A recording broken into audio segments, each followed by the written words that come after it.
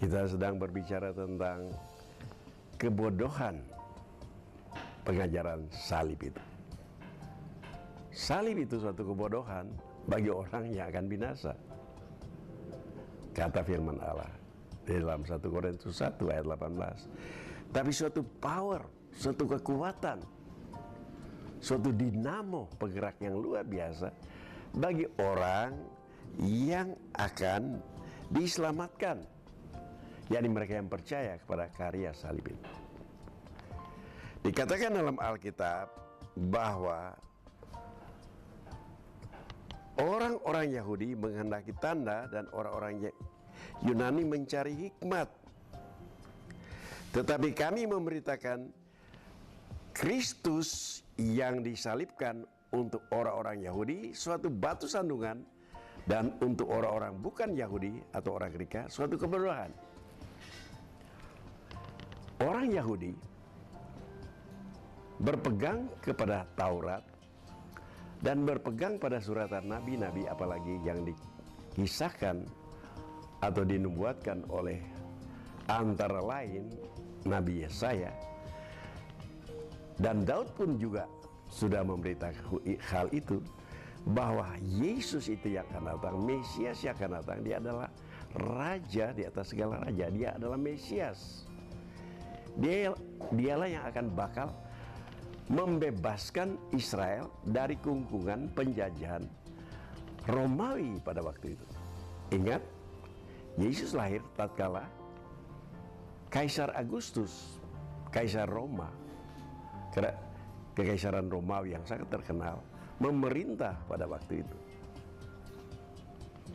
Dan saudara-saudara, yang mencengangkan dan sekaligus membingungkan akan orang Israel, karena mereka katakan waktu orang Majus mencari di mana Mesias Yesus itu lahir, mereka tahu.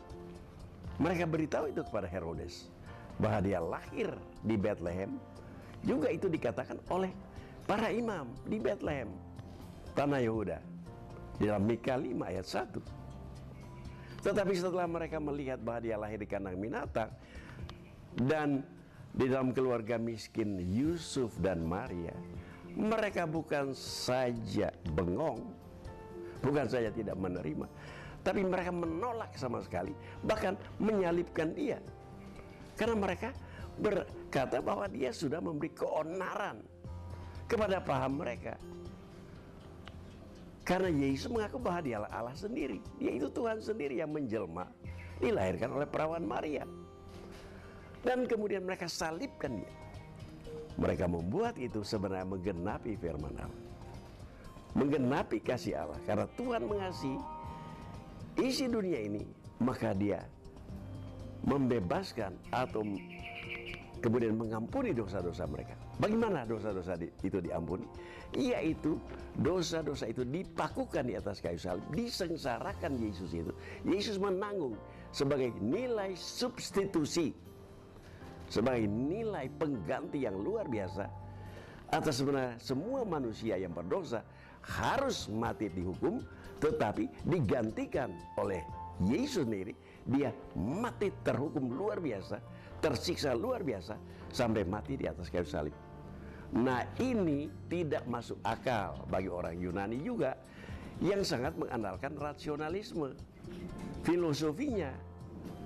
Jadi ini suatu batu sandungan pada mereka, pada orang-orang pandai, termasuk pada zaman akhir ini, yang berpaham rasionalisme sukar menerima salib itu. Apalagi orang Yahudi sampai sekarang mereka menantikan di Mesias yang mereka anggap dia adalah raja di atas segala raja untuk di dunia ini.